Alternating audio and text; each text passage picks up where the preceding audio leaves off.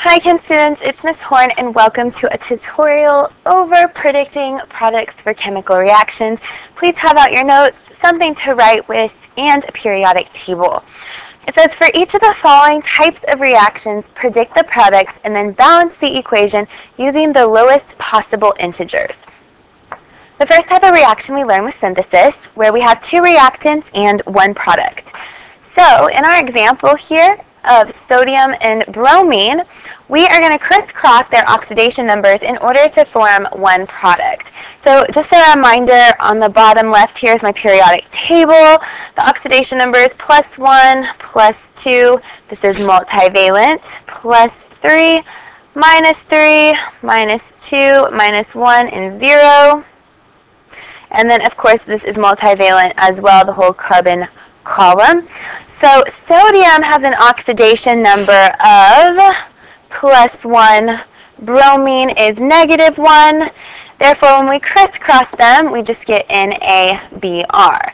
So I've created the product. However, now I have to go back and balance. So since there's two bromines here, I need to put a 2 as the coefficient, and then a 2 as the coefficient in front of sodium so that everything is balanced.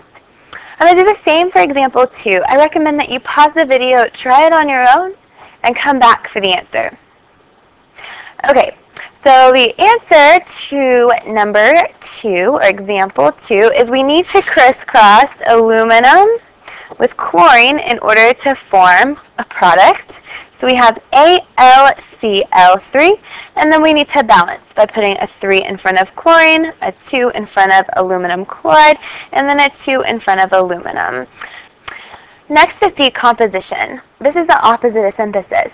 So in this situation, we have one reactant, but we're going to break apart the products. Remember, this is a breakup reaction. So I'm going to break apart the reactant into two products. So I've got silver oxide. I'm going to break it apart into silver and oxygen. So what you have to be careful here is remembering your 7 diatomic elements. Oxygen is one of those, so it has to have a little 2, and then I need to go back and balance. So I'm going to put a 2 in front of silver oxide, which means there should be a 4 in front of silver, and we are balanced. Try example 2 on your own and come back for the answer. Okay, so for example 2, we're going to break apart mercury and oxygen. Again, this is diatomic, and then we need to balance. Pretty simple. As long as you know what is supposed to occur in each reaction, they're easy to predict the products. It's really important in single replacement that you check the activity series to make sure that the element trying to replace the other element is more reactive. So if we're looking at example 1, this is a halogen replacement. Well, how do I know that? I know that because chlorine is the element all by itself. So it's going to try to replace an element similar to itself. Remember, like replaces like. So chlorine is going to try to replace fluorine.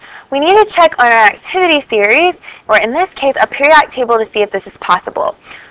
Chlorine is not above fluorine. Do you see right here how fluorine is above chlorine?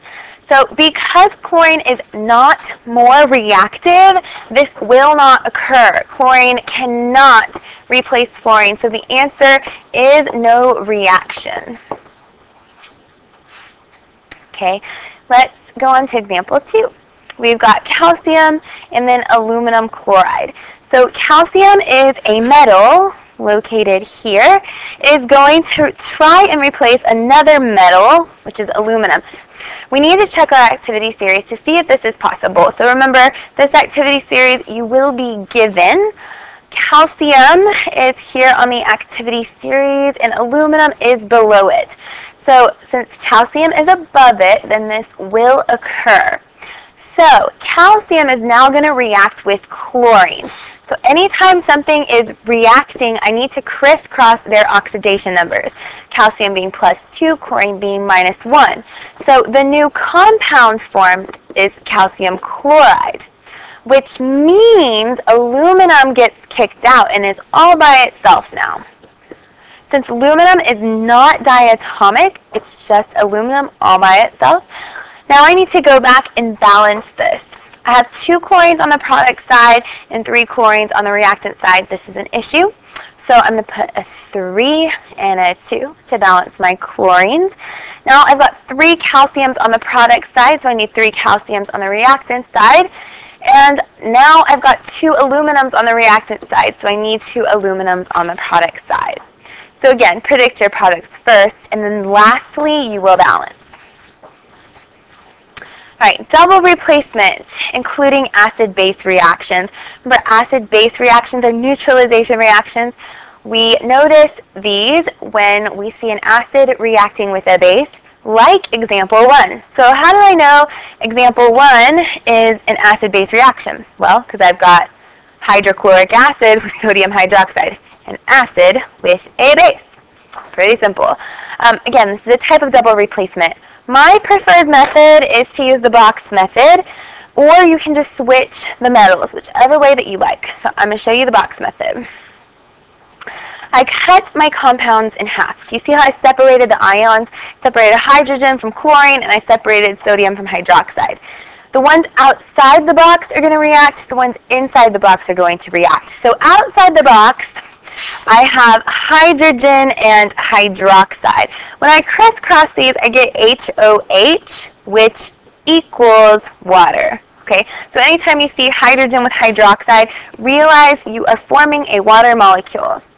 On the inside, I have sodium and chlorine. By now, hopefully you know this is going to form sodium chloride.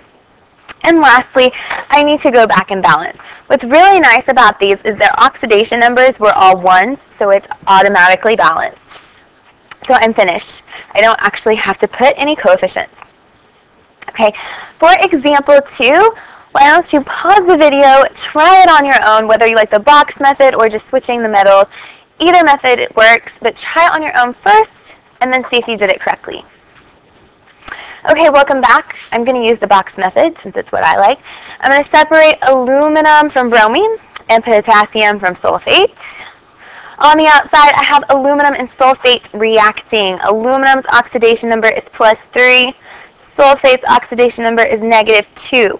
So that when I crisscross, I get 8L2SO43. Do you remember how to do this? If not, you need to go back to the nomenclature unit. But hopefully you remember how to crisscross correctly. Inside the box, I've got potassium and bromine. Potassium has to be written first because it is a metal. Right, we go from left to right on the periodic table. So if you look, potassium is on the left, bromine is on the right. This is the correct way to write a compound. So metals have to be written first. Potassium's +1, bromine is -1. Therefore, I just get KBr. Now, this time I am going to have to balance with coefficients. So if you see here, I've got 3 sulfates. I'm going to fix that right away by putting a 3 in front of potassium sulfate on the reactant side, which means I have 6 potassium, so I'm going to put 6 in front of KBr, potassium bromide. Then that means I've got 6 bromines on the product side, so I need to put a 2 in front of aluminum bromide, which makes everything work out perfectly. I've got 2 aluminums on both sides. So really a 1 can be a coefficient in front of aluminum sulfate. You don't have to write it though because it's understood. Okay, lastly we've got a combustion reaction. This is our 5th type of chemical reaction. Combustion reactions are so easy because you recognize them by having a hydrocarbon and oxygen on the reactant side. The products are always the same. No matter what, you are going to have carbon dioxide and water as a product. So CO2 and H2O, the easiest one to predict because it never changes. What's challenging about combustion is balancing. So like we said in the first video, in order to balance, you want to balance hydrogens in the water molecule first. So I've got 8 hydrogens on my hydrocarbon on the reactant side, so I need 8 hydrogens on the product side. So 4 times 2 is 8. I can only put an even number here. Remember, it must be even. If it's odd, you have to double it, but it worked out nicely. Next, I'm going to do carbons. So there's 3 carbons on my reactant side, 3 carbons on my product side. Now lastly, I'm going to balance my oxygens. 3 times 2 gives me 6, plus 4, which gives me a total of 10 on the product side, so I will put a 5 here. So my coefficients are 1, 5, 3, and 4 respectively. Please try example 1 on your own. Okay, welcome back. As you know, with combustion reactions, you have carbon dioxide and water as your products. Balancing is the fun part.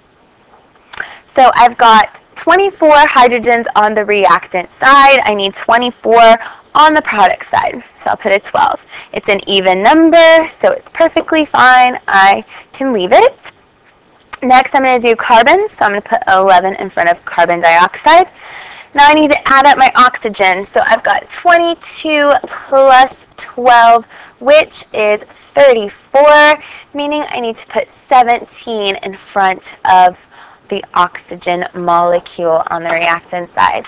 Hopefully you found this video to be helpful today. We learned how to predict products for the 5 types of chemical reactions. Please go back and review if you need to. We'll do a lot of practice in class. Make sure to ask questions. See you tomorrow.